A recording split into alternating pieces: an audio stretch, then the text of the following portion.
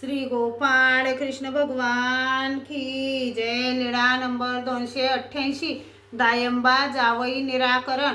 एका ब्राह्मणाचा जावई त्यांच्या मुलीला सोडून कुठेतरी निघून गेला। पुष्कळ दिवसापासून त्यांचा पत्ताच नव्हता।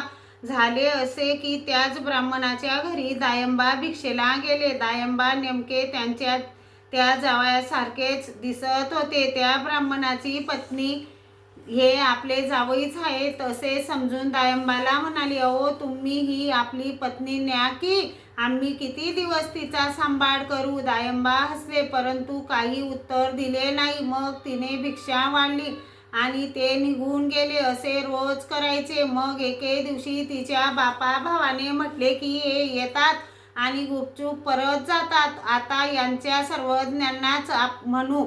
मग सर्वज्ञ जर यांना म्हणतील तर हे आपली पत्नी स्वीकारतील। दुसऱ्या दिवशी ते भिक्षेला आले। त्यांनी भिक्षा वाढली आणि त्यांच्यासोबतच आले। सर्वज्ञांना दंडते घातले। मग विनंती केली, जीजी हे आमचे जावई, यांनी आपल्या पत्नीला सोडून बरेच दिवस झाले, तर इतके दिवस आम्ही तिला सांभाळले। आम्ही यांना म्हणत असतो परंतु हे न बोलताच परत निघून येतात, तर आता सर्वज्ञांनाच सांगू म्हणून आलो।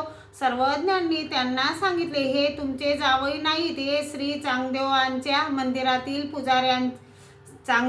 मंदिरातील पुजाऱ्याचे जावई आहेत। दिसायला तुमच्या जावयासारखेच आहेत म्हणून तुम्ही असे म्हणत आहात। या प्रकारे सर्वज्ञांनी त्यांचा भ्रम दूर केला आणि ते गेलेत। सर्वज्ञांनी दायंबाला सांगितले, पोरा ते जर रोजच असे म्हणतात तर मग त्या घरी का जातोस। दायंबाने सांगितले, शेवटी एवढासा भात वाढतात।